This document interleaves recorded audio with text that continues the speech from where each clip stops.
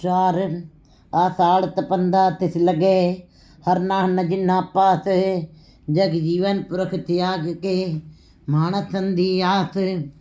दुई पाए विगुचिए, गल पई सुजम की फास, जे हाँ बीजे सो लुड़े, मत्थे जो लिखियास।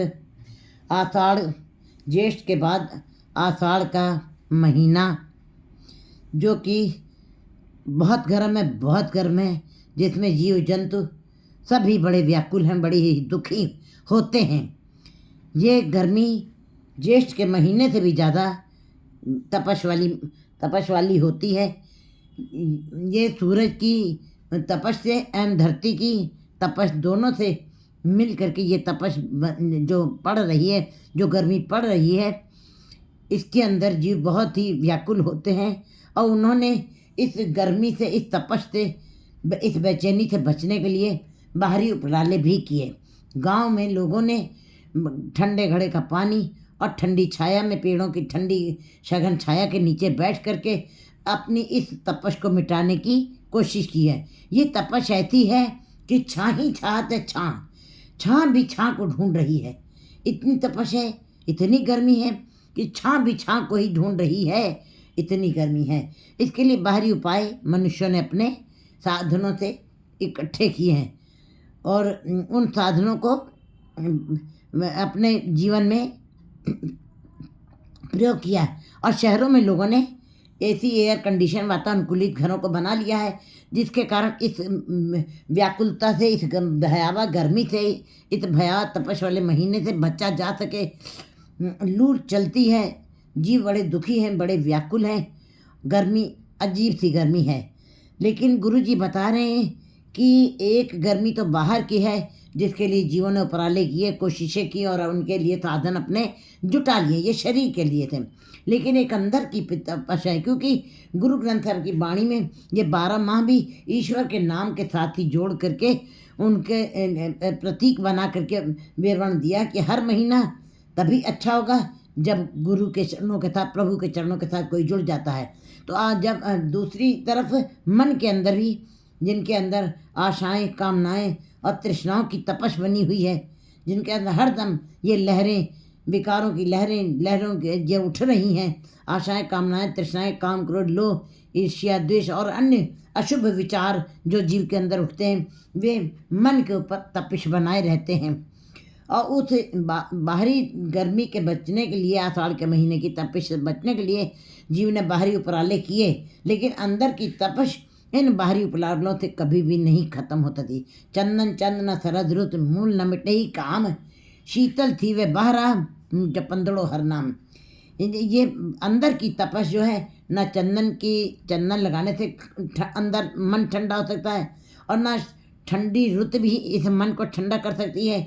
और केवल बाहरी किसी उपाय से गुफा में बैठ करके, ठंडी हवाओं में जा करके और पहाड़ी इलाकों में जा करके भी अगर जब हम शीतलता ढूंढने लगें, तो बाहर को तो वो थोड़ी देर के लिए शरीर को ठंडक पहुंचा भी सकते हैं वातावरण, लेकिन ये मन को कभी भी शांत नहीं कर सकते, कभी भी ठंडक नहीं दे सकते हैं, और मन सदा ही बेचैन रहेगा। मन के लिए गुरुजी बता रहे हैं, जग जीवन आषाढ़ तपंदा तिस लगे, हरना न जिन्ना पास। आषाढ़ का महीना उन्हीं के लिए ज़्यादा तपिश वाला होगा, उन्हीं को ज़्यादा बेचैन करेगा, उन्हीं को ज़्यादा दुखी करेगा, जिनके अंदर हरि नाम की पकड़ नहीं है, जो हरि नाम को नहीं जप रहे हैं। क्योंकि उनके लिए बाहरी साधन, ये चंदन की चांदनी रात और ये चंदन का लेप और ठंडे पदार्थ या पहाड़ी गुफाओं की ये ठंडक ये मन के ऊपर कभी ठंडक नहीं पहुंचा सकती हैं। ये तो आषाढ़ का महीना उन्हीं के लिए ज़्यादा तपिश योग होगा, जिनके हृदय में हरि के नाम का निवास नहीं है।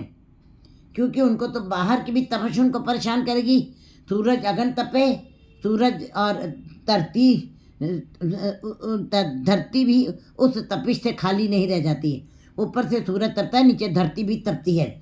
लेकिन जिनके हृदय में परमात्मा का नाम नहीं है, वो दोनों तरफ से तप रहे हैं, बाहर से भी तप रहे हैं और अंदर हृदय के तल पे भी वो तप रहे हैं जिनके अंदर हृदय में परमात्मा का नाम नहीं है।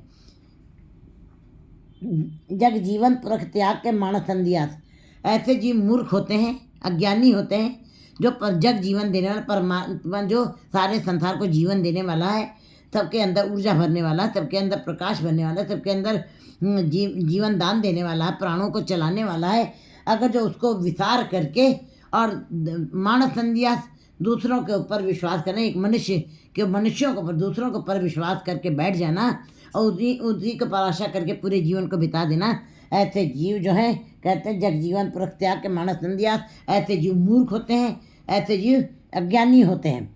दुई पाए विगुचिए गल पई सुजम की फास, कहते हैं फिर वो दोनों तरफ से वो ऊपर की गर्मी से भी तप रहे हैं, धरती भी तप रही है और सूरज भी तप रहा, उसकी गर्मी उनको बेचैन करी है, तपश से दुखी हो रहे हैं और अंदर भी उनके दुखी होते रहेंगे, क्योंकि दुई पाए विगुचिए, अंदर भी कामनाओं आशाओं तृष्णाओं की तपश बनी हुई है। तो दोनों की जो दुख जो है गलपई सुजम की बात, फिर जब नाम हृदय में नहीं चल रहा है, जिसने मन में ठंडक देनी थी, हृदय को ठंडक देनी थी, और कहते हैं मनुष्यों की आस के ऊपर जो जीते हैं और परमात्मा को जो भुला देते हैं, वो दुई भाव में जीते हैं, संसार के साथ जुड़े हुए निरंकार के साथ जुड़ना चाहते हैं, ऐसा कभी नहीं हो सकता है। विगुचिए, वो विगुचते हैं, वो सदा ही सफ़र कर जाते हैं, वो सदा ही उनको सफलता नहीं मिलती है। दुई पाए विगुचिए, दोनों के बीच में पड़े हुए फंसे रह जाते हैं। गल पई सुजम की फात, और ऐसे जीवों के अंदर यमराज की गल, मौत की फांसी उनके गले में सदा ही बनी रहती है, कब पड़ जाएगी, क्योंकि अंदर विकारों की तपिश है और बाहर सूरज और धरती दोनों तप हैं, दोनों की तपश है। बाहर की तपश तो 1 महीने की ही है, लेकिन जिनके अंदर में परमात्मा का हृदय तल पे नाम नहीं है, उनके लिए 12 मास आषाढ़ का महीना है, उनके लिए 12 मास हृदय तप रहा है, और हृदय तप रहा है, हृदय बेचैन है, मैला है विकारों से, तो उनके लिए वो सदा ही बिगुचते, सदा ही बेचैन रहेंगे, सदा ही दुखी रहेंगे, और यमराज की फांसी उनके गले में पड़ी रहेगी।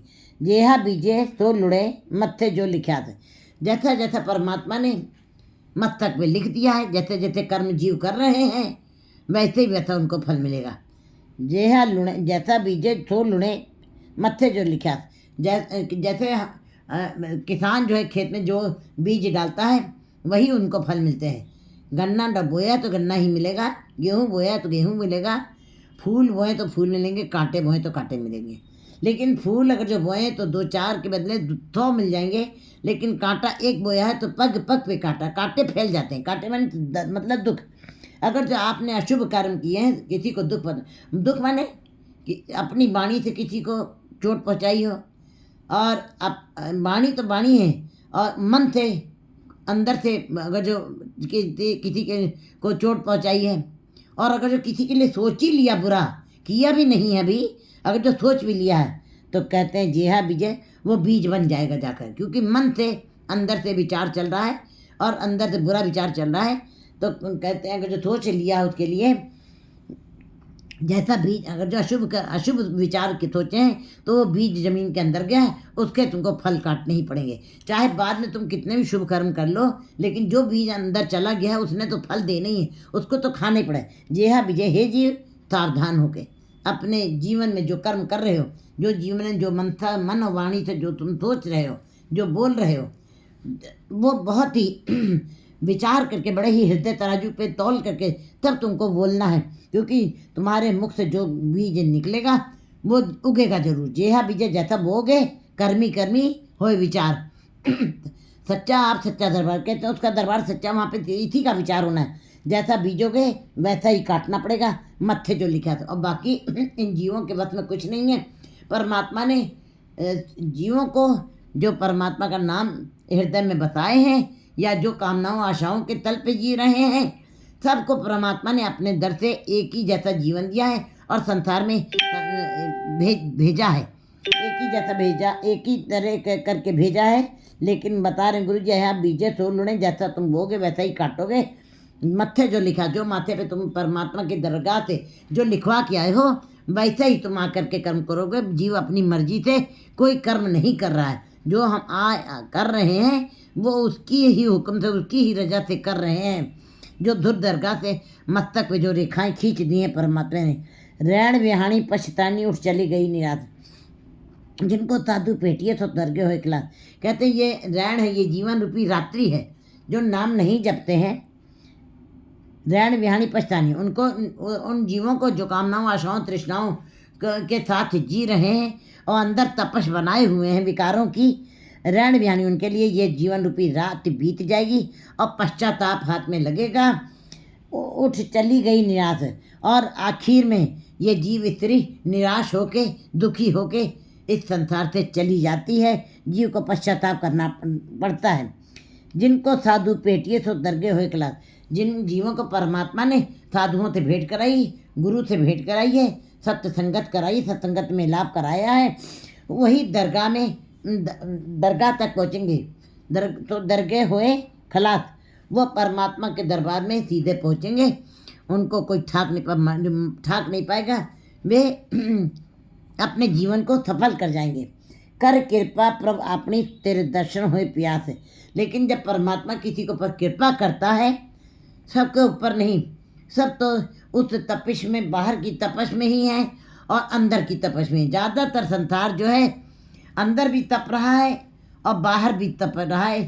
सूरज तप रहा है, धरती तप रही है, और ज़्यादातर लोग दोनों ही तपिश में जी रहे हैं।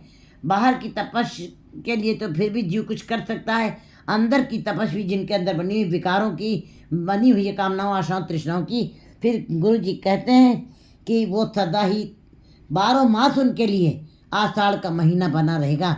वैसे 12 महीने में एक बार ही आषाढ़ का महीना आता है जब जीव जंतु दुखी होते हैं, लेकिन जो नाम नहीं जपते हैं उनके लिए हर समय 12 मास आषाढ़ का महीना भाव तपश बनी रहेगी विकारों की। जीव दुखी रहेंगे, जीव अशांत रहेंगे, जीव बेचैन रहेंगे। कर कृपा प्रभु अपनी, जब परमात्मा अपनी कृपा किसी के ऊपर करता है, तेरे दर्शन होए प्यास, तब उनको अंदर तेरे दर्शनों की प्यास जागती है। उनके अंदर तुम्हारे नाम की भूख जागती है। और जब भूख है और प्यास है तभी जीव परमात्मा का नाम जप सकता है। जब भूख नहीं, प्यास नहीं, उमंग नहीं, तरंग नहीं, तब नाम जपा हुआ कोई अर्थ भी नहीं रखता है। इसका अंदर प्यास होनी जरूरी है, प्यार होना जरूरी है, भूख होनी जरूरी है, अंदर हृदय के अंदर उमंग और तरंग होनी जरूरी है। कब उमंग और तरंग होंगी, कब ये भूख प्यास जागेगी? जब विकार अंदर, कामनाएं आशाएं तृष्णाओं की प्यास खत्म हो जाएगी। कामनाओं आशाओं तृष्णा, काम क्रोध लोभ मोह अहंकार की भूख खत्म हो जाएगी। ये विकारों की भूख खत्म, विकार खत्म हो जाएंगे, तब ये वाली प्यास जागृत होती है। प्रभु तुझ बिन दूजा को नहीं, नानक की अरदास। तब ऐसे जीवों को एक परमात्मा के अलावा, जगजीवन के अलावा कोई दूसरा दिखाई भी नहीं देता। वो एक के साथ जुड़ते हैं। फिर उनके लिए आषाढ़ का महीना आलस छीज गया, आलस उनका खत्म हो जाता है। और मोह मगन नींद ते छुटकी, तेरा आलस कहाँ गया? उनको मोह और लोभ अहंकार की नींद आती लगती ही नहीं, ये विकार उनको छूते ही नहीं। तेरा, उनके आलस खत्म हो जाते हैं, आलस छीज जाता है।